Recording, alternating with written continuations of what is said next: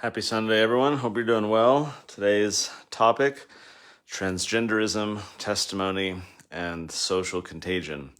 Stepping into a minefield here to talk about a topic, or at least start by talking about a topic that rustles a lot of feathers and for which there's a lot of toxicity and animosity right now in our society. But I feel like it's a good launch point to talk about something important, stemming first from an article I read this week. This article, this op-ed, if you will, was written by a person named Jamie Reed, who I guess you can call her a whistleblower of sorts. So she is 42 years old. She lives in St. Louis. She says that she's a queer woman married to a trans man. She said that she's politically to the left of Bernie Sanders. So here's this woman talking about how in this article written by herself that she is the product of her political and sexual ideology, perspective, and background, and consequently found herself beginning work in 2018 at the Transgender Center at the St. Louis Children's Hospital. So she was working there as a case manager. It was a brand new center for youth that had just opened. So here's what she says. During the 4 years I worked at the clinic as a case manager, I was responsible for patient intake and oversight. Around 1,000 distressed young people came through our doors. The majority of them received hormone prescriptions that can have life-altering consequences, including sterility. So here's someone who herself identifies as LGBT. She's married to a trans man and politically to the left of Bernie Sanders, and yet she's in this environment where she's seeing these impressionable young kids coming through the door demanding services or seeking out support, and she was witnessed all this. This is not someone who came from a different ideological perspective. This is an individual who I think, because of her personal and political background, is predisposed to be supporting this type of thing. And yet she decided to quit and speak out and blow the whistle about what's happening at these types of institutions. There's over 100 pediatric gender clinics across the United States now, and she was working at one of them. So she says, I left in November of last year because I could no longer participate in what was happening there. By the time I departed, I was certain that the way the American medical system is treating these patients is the opposite of the promise we made to do no harm. Instead, we are permanently harming the vulnerable patients in our care. So first she talks about how when she started working there in the early days, it was mostly boys who would come in, young boys who wanted to present as or identify as a girl. So out of the 1,000 or so youth that she saw come through their doors at the start, most were boys wanting to be girls. She said until 2015 or so, a very small number of these boys comprised the population of pediatric gender dysphoria cases. Then, across the Western world, there began to be a dramatic increase in a new population. Teenage girls, many with no previous history of gender distress, suddenly declared they were transgender and demanded immediate treatment with testosterone. So then I found it curious. All of this for her was happening in 4 years of working at this clinic and seeing these changes. And she says that when she started, there were about 10 new patients a month. Mind you, she only started 4.5 years ago, 2018. There were 10 patients a month when she started. She says when she left, there were 50 a month, so a 5x increase in 4 years. And about 70% of the new patients were girls. She says sometimes clusters of girls arrived from the same high school. Okay, so final part I'm going to read from her article, and then we're going to get into this. She said, frequently our patients declared they had disorders that no one believed they had. We had patients who said that they had Tourette syndrome, but they didn't, that they had tic disorders, but they didn't, that they had multiple personalities, but they didn't. The doctors privately recognized these false self-diagnoses as a manifestation of social contagion. They even acknowledged that suicide has an element of social contagion. But when I said the clusters of girls streaming into our service looked as if their gender issues might be a manifestation of social contagion, the doctors said gender identity reflected something innate. So what is social contagion, and how does it play into this whole issue? So there's a psychologist, Paul Marsden, who explains it this way. Simple exposure sometimes appears to be a sufficient condition for social transmission to occur. Impressionability, an idea, a behavioral, like mimicking someone's behavior. He says, this is the social contagion thesis, that sociocultural phenomena can spread through and leap between populations more like outbreaks of measles or chickenpox than through a process of rational choice. Social contagion. That sociocultural phenomena can spread through humans, leap from one human to the next, like chickenpox or outbreak of measles. So this explains, for example, why when you're in a movie theater watching a movie, it's more funny than you're watching it alone. You hear all these other people laughing. It's why they put laugh tracks in the old sitcoms, right? To induce you into feeling something and behaving a certain way so that they would produce a response. That is social contagion. You are being manipulated with an express purpose of inducing an emotional and behavioral response. Or someone yells fire in the movie theater, right? Everyone immediately feels fear. That's another form of social contagion. Think of the ALS ice bucket challenge a few years ago. Remember that? Like all of a sudden everyone cared about ALS. Well, they didn't. They were just acting in a way that everyone else was and riding that trend and pressured or influenced by their peers into acting a certain way. So that's social contagion writ large. What's interesting to me is that this individual, this whistleblower, in talking about her conversations with her doctors at the Transgender Center, the last part that I read, she said that the doctors, I'll read it specifically so I don't get it wrong. She said that the doctors even acknowledged that suicide has an element of social contagion. So I thought, let's start there and break that down. Because the research definitely shows that this exists. I found this curious. The social psychology can trace its roots all the way back to the 1770s, when the publication of Goethe's novel The Sorrows of Young Werther spawned a number of copycat suicides closely imitating the suicide of the protagonist from the novel. In fact, the copycat effect was so pronounced that after empirical research, it led to the development of the term the Werther effect, taken from the name of the book, The Sorrows of Young Werther. This effect specifically identifies that the publication of a suicide can serve as a trigger for a spike in subsequent suicide attempts, many often imitating the method of the high-profile one as it was reported. This probably is not something too new to many of us. I think that's a generally understood aspect of publicizing suicides. I think in our culture we can understand that these copycat suicides exist. So continuing, research, this is from Psychology Today. Research spanning centuries has since firmly established that suicide is susceptible to social contagion effects. Social contagion is exactly what it sounds like. It is when behaviors spread throughout a community. Specifically in the case of suicide clusters begin to develop. Suicide clusters reflect spikes in suicides that can be traced to a particular suicide that served as the initial trigger. Oftentimes, these clusters will emerge in particular communities that are at risk or personally impacted in some way by the original suicide. Today, this is where we're going to kind of branch off and talk about more. Today, given the power of social media and the extent to which celebrity coverage is pervasive and persistent, clusters can even emerge from repeated and exhaustive coverage of public figures who commit suicide. This was the case with Robin Williams. In the 4 months after Robin Williams committed suicide in 2014, there was a 10% increase in suicides.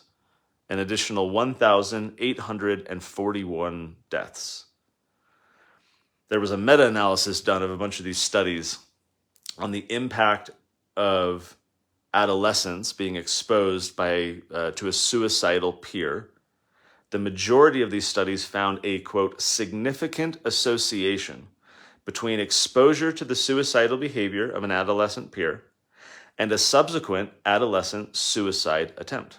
A significant association between exposure to someone behaving this way and an individual choosing to act similarly themselves. There's this survey, this big survey called the National Longitudinal Study of Adolescent Health. Basically, they're looking at young people on a whole host of conditions and factors and so forth.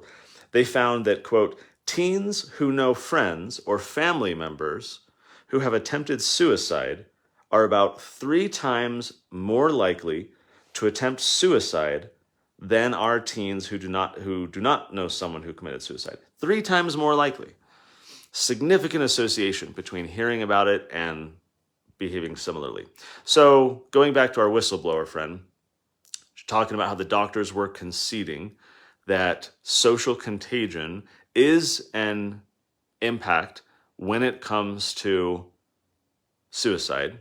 And yet these doctors, according to her, disputing the idea that social contagion has any bearing on LGBT, transgender, bisexual, whatever. Is that true? Does that seem reasonable? Is gender identity innate? Is gender confusion innate? What did she say specifically? I'm going to pull this up again. The doctor said that gender identity reflected something innate. Okay, that's what she says the doctor said. So, is that true? Does social contagion have any effect on whether young people are considering their sexuality or their gender identity? The New York Times, quote, the number of young people who identify as transgender has nearly doubled in recent years, according to a new report that captures a stark generational shift and emerging societal embrace of a diversity of gender identities. Nearly double. 27% of California adolescents say that they are viewed as gender nonconforming. 27% of young people in California saying they are, quote, gender nonconforming. There was a Gallup survey that was recently done finding that the number of Americans who identify as LGBT has increased 5.6%. This is up from 4.5% in the 2017 data just a few years ago. The increase, it says, is primarily due to the rise in LGBT identification of younger generations who are far more likely to consider themselves something other than heterosexual. So here we have the social media generation growing up on the internet, and just as suicides were transmitted through publications and reports of these events, causing other people to change their behavior and their entire life outlook accordingly, we see, at least in part, to what degree I don't know, similar impacts of social contagion when it comes to sexual and gender identity. Here's the breakdown by generation. This is data from 2021, December, so little more than a year ago. They surveyed over 12,000 adults. This is a nationally representative sample to give an indication of what America more broadly is like. Probably California skews the data. They're an outlier, but nevertheless, this is all of America. Okay, traditionalists, which I guess is the name of people born before 1946. Okay, so these are the old timers. 0.8% self-identify as LGBTQ. That acronym just keeps growing. I've seen much longer ones. But 0.8% of folks born before 1946 identify as some other sexual and gender identity. When you go to the baby boomers, so born between 1946 and 1964, this is my parents' generation, it goes from 0.8% to 2.6%. Then you go to Gen X, 1965 through 1980. I just barely missed this, born in 81, so a little bit older than me. You go from 2.6% to 4.2%. So you see in kind of this gradual curve, right? This gradual slope. But then we go to millennials. My generation a little bit lower, 1981 through 1996. Millennials jumps, so we were going 0.8, 2.6, 4.2. Now it's jumping to 10.5 for millennials, more than double. Oh, but wait, then we're going to double again. For Gen Z, born after 1997 to 2003, it jumps from 10.5% to 20.8%. 10x, gosh, not even more than that. 15x the traditionalists, double the millennials, 5x over Gen X. I mean, just this massive spike in young people born between 1997 and 2003, identifying, I guess that was a cutoff because that was 18 years of age, right? 2003, and then they did the survey in 2021.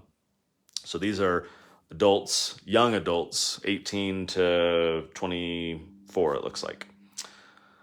Okay, 20% of them self-identify as LGBT, 1 in 5. So why? Why this massive spike for this social media generation? People who spend hours a day scrolling TikTok, seeing all these behaviors, looking at all these other people and their, lifestyles and so forth. I mean, I think probably pornography plays, some type of element here, but I think especially of all of these celebrities and actresses and others who, for example, grew up as stars on the Disney Channel, who are now all LGBT. I mean, you've got Miley Cyrus, Raven-Symoné, Bella Thorne, Demi Lovato, and there's a whole bunch more. All these people who kids have been grown up with watching and idolizing, right? Now it's cool to be LGBT. I'm going to be bi. I'm going to be, gender nonconformist. I'm going to be non-binary. I'm going to be whatever, right? This is a just increasingly common thing among people who are in a celebrity status and who are looked to as examples, role models, influential people among this young generation. I think there's also a narrative, I know there's a narrative that if you're not sexually attracted to someone who has the same genitalia as you, then you're transphobic. You've seen all these stories of trans men or trans women getting all pissed off because they're trying to date someone who has the same genitalia, and when that person finds out, they're like, "Oh, you're a dude," and then they run, and then that trans woman, gets upset. So this weaponized term, transphobic, which is ridiculous in a sense, in a large sense, because just because you have concerns or issues or objections does not mean you have a phobia or a fear. This is a weaponized term designed to shift cultural perception by bludgeoning opponents into submissive silence. And so I think these narratives that emerge cause people to self-censor, and it allows the radicals and the crazy activists and people really pushing this narrative to dominate the conversation because other people are scared into silence.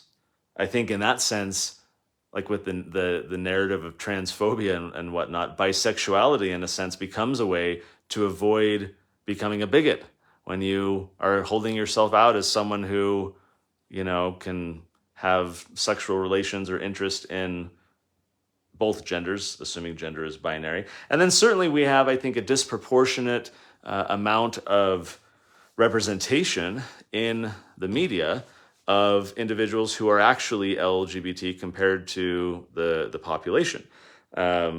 Individuals who are kind of activists in this community and for this worldview have largely captured, the media institutions and others to be able to push their narrative.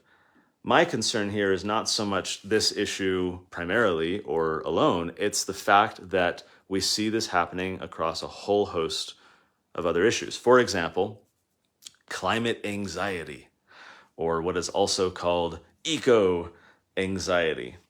Here is data from a huge global survey of young people across the entire world. I don't have the year. Let me see if I can pull that up really quick. Pretty sure it was fairly recently. Yeah, it was a year and a half ago. So recent survey. And according to this survey, nearly 60% of young people said that they felt very worried or extremely worried about climate change. More than 45% said feelings about the climate affected their daily lives. 3/4 of them said they thought the future was frightening. 56% said they think humanity is doomed. 4 out of 10 are hesitant to have children. Then the article said this. It said, the researchers said they were moved by the scale of the distress. One young person said, quote, "I don't want to die, but I don't want to live in a world that doesn't care for children and animals."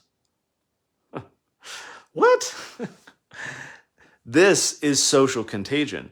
This is people listening to the Al Gores and Greta Thunbergs and eco nut jobs of the world, who also have captured the institutions of government and media and all the rest, to push this false, fraudulent narrative of self-flagellation, that it is our fault, that we are awful people, that we are parasites on the earth, that we shouldn't reproduce, that we need to offset our carbon impact, that the world is doomed, the polar ice caps are going to melt, and all this doom and gloom I've talked about on past musings, how wrong, how consistently wrong it is.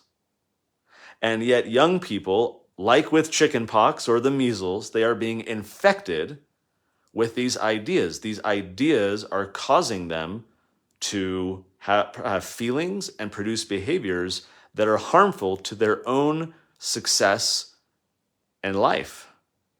It is social contagion.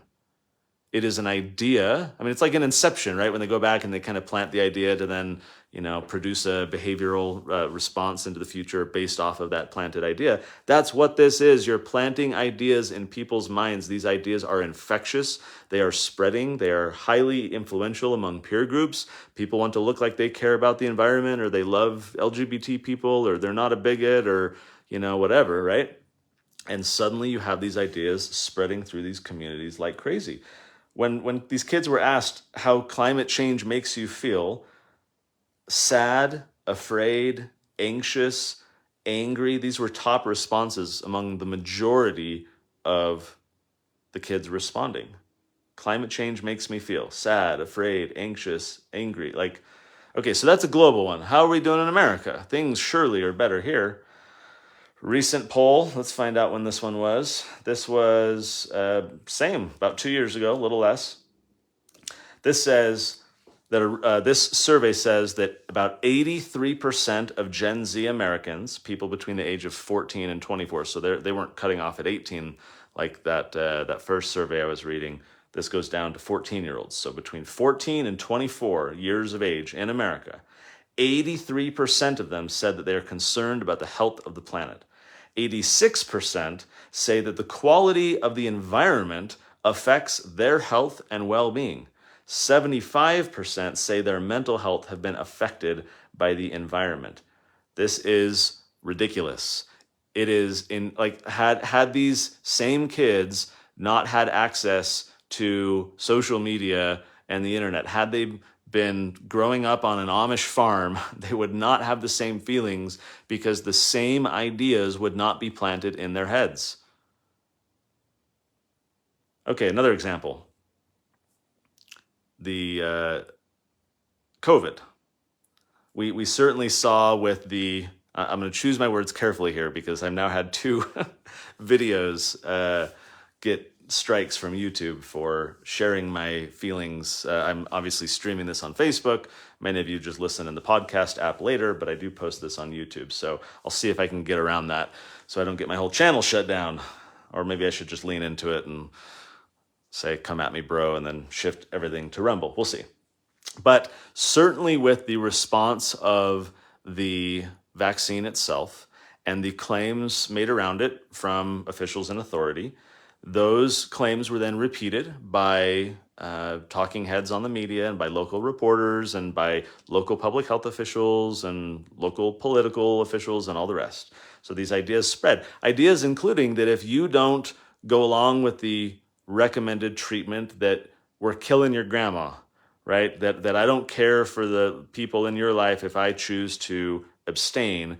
And so this whole narrative about us who chose not to be vaccinated being some type of health threat to other people. Certainly the initial claims of 2 weeks to flatten the curve, that was social contagion that led to the shutdown of the economy and all the events that followed that.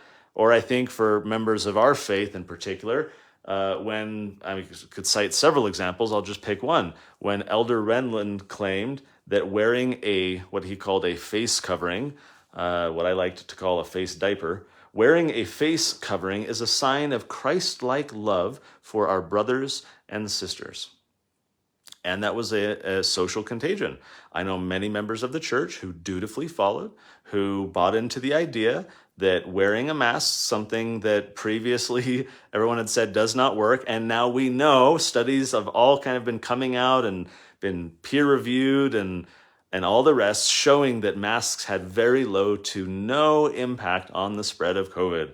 And yet we were being told that it's a sign of Christ-like love for our brothers and sisters. And that idea, that inception, that social contagion spread, and many members of the church, from personal experience and experience shared by many other people, were weaponizing these statements from church leaders because they were perceiving other people as not righteous and not Christ-like if they were choosing to not wear a mask. Because here we were told that wearing a mask is a sign of Christ-like love for our brothers and sisters.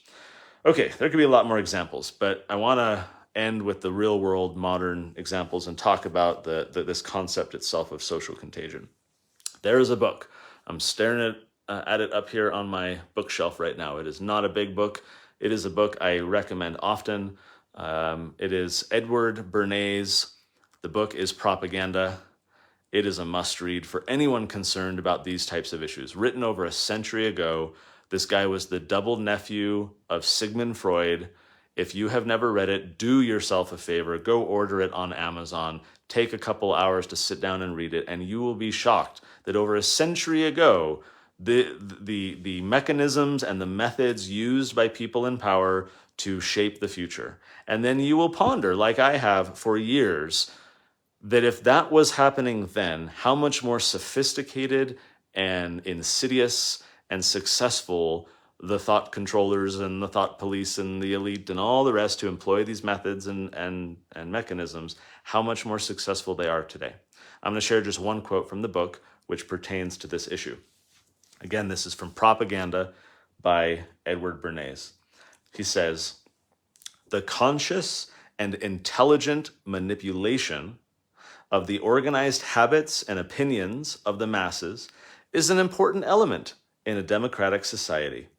Those who manipulate this unseen mechanism of society constitute an invisible government, which is the true ruling power of our country. We are governed, our minds are molded, our tastes formed, our ideas suggested, largely by men we have never heard of. This is a logical result of the way in which our democratic society is organized. Vast numbers of human beings must cooperate in this manner if they are to live together as a smoothly functioning society.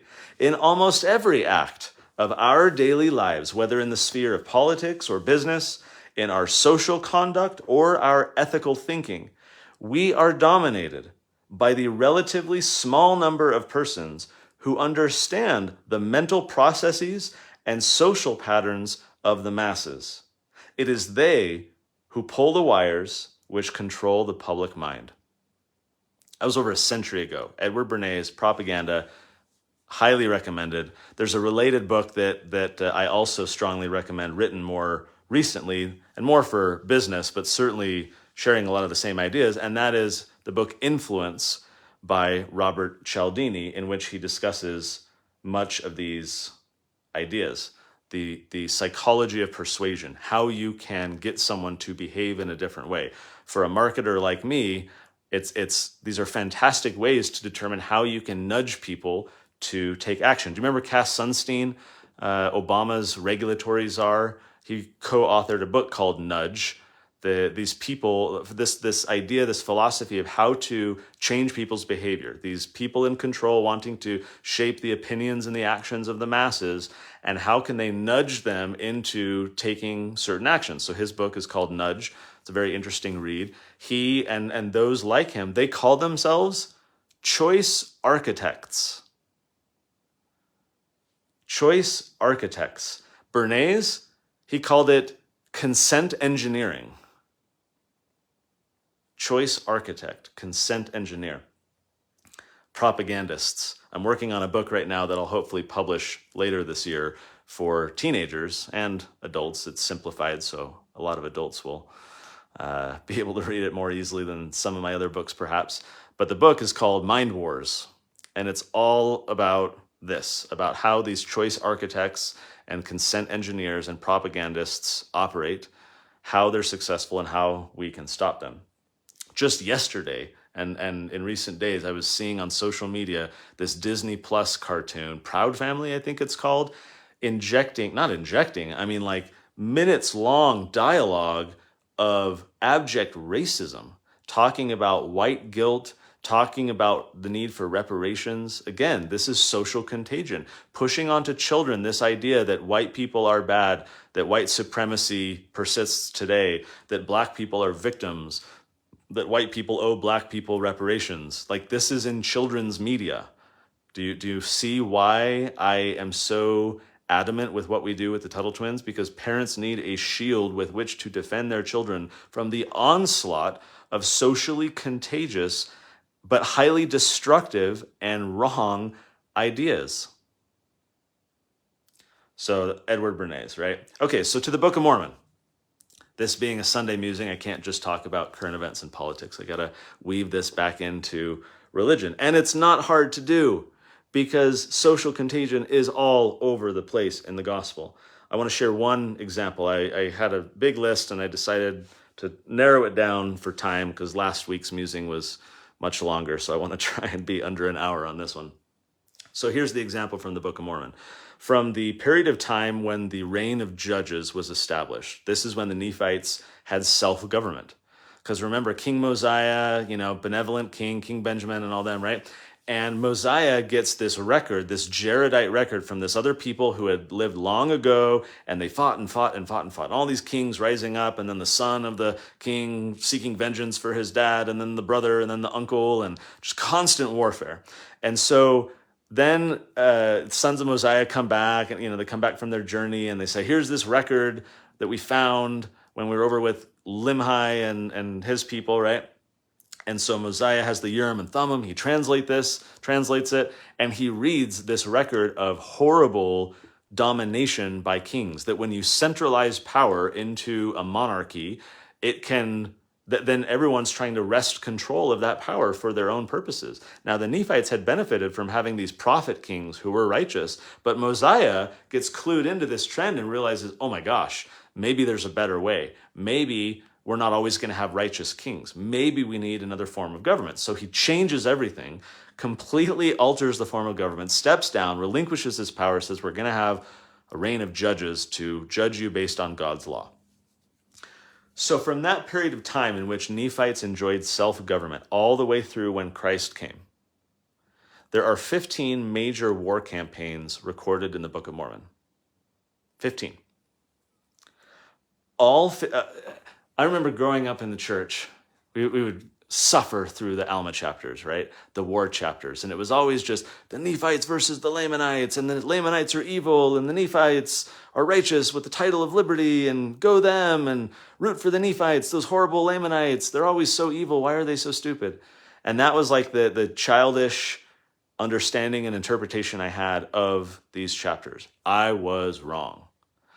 That perspective is wrong. That is not at all what was happening.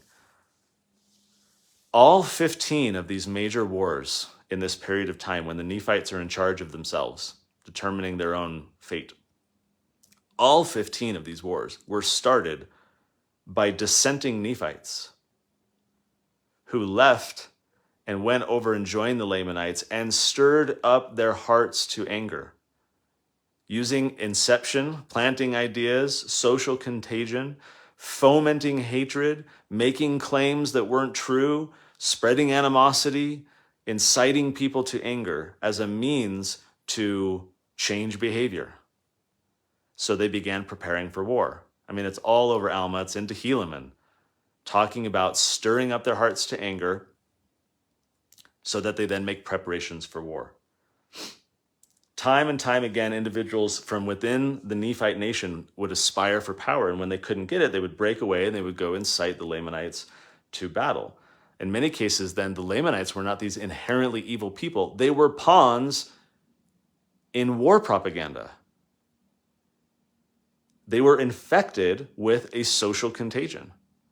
They were sick in the mind because of these false ideas that had been allowed to spread. Helaman 6:21. But behold, Satan did stir up the hearts of the more part of the Nephites, insomuch that they did unite with those bands of robbers, and did enter into their covenants and their oaths.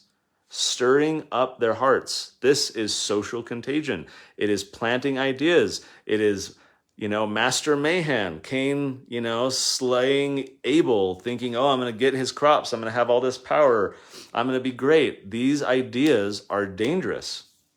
So then I turn to, in Alma, shortly after Korihor, after his story ends, we have this set of verses, you know it well, but it directly relates to this idea of social contagion. Alma 31. Now it came to pass that after the end of Korihor, Alma, having received tidings that the Zoramites were perverting the ways of the Lord, and that Zoram, who was their leader, was leading the hearts of the people to bow down to dumb idols, social contagion, his heart began to sicken because of the iniquity of the people. For it was the cause of great sorrow to Alma to know of iniquity among his people. Therefore his heart was exceedingly sorrowful because of the separation of the Zoramites from the Nephites. Going down to verse 5. And now, as the preaching, this is the verse I'm referring to that we all know, as the preaching of the word had a great tendency to lead the people to do that which was just, yea, it had more powerful effect upon the minds of the people than the sword or anything else which had happened unto them. Therefore, Alma thought it was expedient that they should try the virtue of the word of God. So then he gathers up Aaron and Omner and Ammon and Himni and all these guys, and they go off and they do missionary work. The word had a great tendency to lead the people to do that which was just, a more powerful effect upon the minds of the people than the sword. We are social creatures, highly influenced by the thoughts and actions of those around us. I've written before in a couple of my books this story from a show called Brain Games. Years ago, they had this episode where there was this clinic offering free eye exams. And so this woman walks in, and there's like a couple people sitting there in the waiting room. So she gets her paperwork, she's filling it out, and there's a bell that she hears. And immediately after the bell rings, the two people that were in the waiting room with her stand up, sit down, and go about their business. She's like, that was kind of weird, right? Fills out her paperwork. Bell happens again. They stand up and sit down again. She's like, what's going on? In walks a new customer. He gets his paperwork. He sits down. Bell rings. The original two plus the new guy stand up and sit down. Now the lady's like, what's going on? That new guy is doing the same thing. Is there something I don't know? And it goes on for another time or two. New people coming in, standing up and sitting down as well. And suddenly she starts to stand up and sit down every time the bell rings.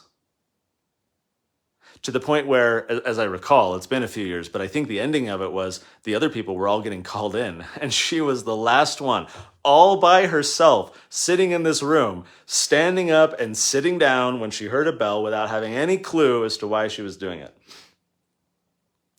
Everything is social. So then I think of testimony, right? Because here's Alma saying that the word of God had a more powerful effect upon the minds of the people than the sword or anything else which had happened to them. And then I think of testimony. Why? Because I think in too many cases, people are regurgitating ideas that others had planted in their minds. They don't have their own knowledge. They don't stand on their own 2 feet.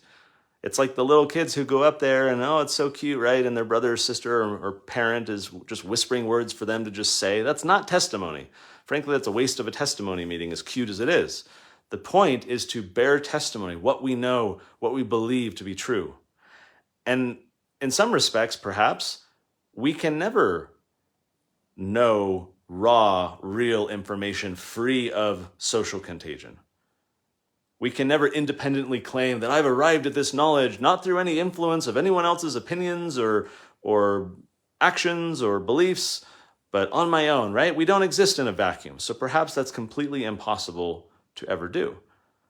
But we can at least recognize and anticipate those influences and try to manage them in such a way where we can still acquire our own testimony, that we can believe and act on these things because we've studied them, because we know them to be true, because we've done the work, because with Moroni's challenge, we've prayed about it with sincere intent, trying to understand if these things are true, getting a witness for ourselves and not leaning on the social contagion, the positive social contagion, mind you, of others.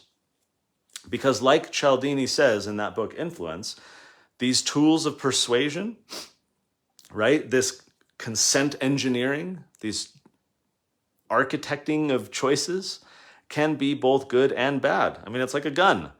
You can use it for positive purposes to defend yourself and against an attacker, or to, kill an animal for food or whatever, or you can use it for negative reasons. They're just tools. But if we don't understand how these tools operate, if we don't recognize the social contagion that exists and how it is impacting us negatively, how in the world, number one, are we going to defend ourselves against that infectious ideological intellectual disease, but also number two, utilize that tool for positive and persuasive purposes? Just as a Second Amendment loving gun owner feels that training is important to be able to use this dangerous weapon in a productive, positive, and helpful way, so too should we understand how social contagion works, what the psychology of persuasion is, how to influence people. Just as Alma saw that the word of God had a more powerful effect on their minds than coercion, the sword, or anything else, peer pressure, shaming, laws compelling people to, be righteous and everything else. He saw that it was the word of God, the ideas that had a more powerful effect. He was using these methods for positive purposes, knowing that the end result is good for people. That believing in God, that following the commandments, that being righteous produces an outcome that is beneficial. And so let's nudge people in the right direction. It's why I study these principles of persuasion, so that I can nudge people to take action and acquire our books for their families, knowing that the ideas contained in there are how their family can thrive, how safe and productive, thriving societies are built, and that I have a moral imperative, frankly, I feel called to get those ideas into as many households as possible. So I need to study the ideas of persuasion. I need to know how humans are influenced. I need to know all the different forces of social contagion and the people and players doing these things, so that I can operate in that environment and help people defend themselves and protect their minds from all this garbage, while also putting good stuff in, while also appreciating and seeking out positive social contagion, and then being a socially contagious, positive force for others. I have that need to study and leverage these tools in a positive and productive way, but also studying how they are being used in a negative way, how they historically have been used in a negative way. I've said this many times in past speeches or whatever, and this is a big premise of that book I'm writing later this year, Mind Wars. that we will lose every battle we don't know is even being fought. That if our kids don't understand that they are in an environment of high social contagion, if they don't recognize and learn about the different players and their interests and their agendas and what their goals are, that these people are trying to influence them and bombard them with these ideas, if our kids don't know, if we don't help them shield their minds as they try and figure out how the world works and who they are, then we're lost. They're lost. We've lost.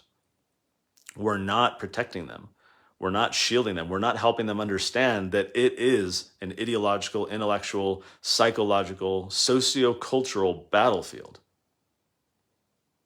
That the stakes are high, that these infectious ideas are spreading around, and we're seeing it with the climate anxiety and the LGBT and the suicide and all the rest.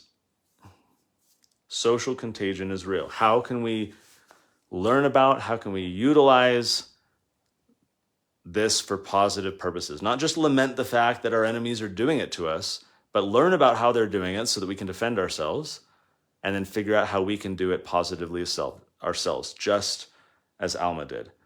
And now, as the preaching of the word had a great tendency to lead the people to do that which was just, yea, it had more powerful effect upon the minds of the people than the sword or anything else which had happened unto them.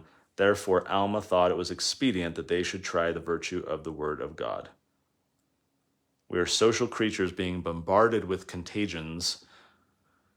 Our minds are extremely susceptible, especially the minds of our kids, and I think it's high time we all wake up to this fact, realize that it's a battlefield, prepare ourselves, arm ourselves, shield ourselves, and get ready for the fight.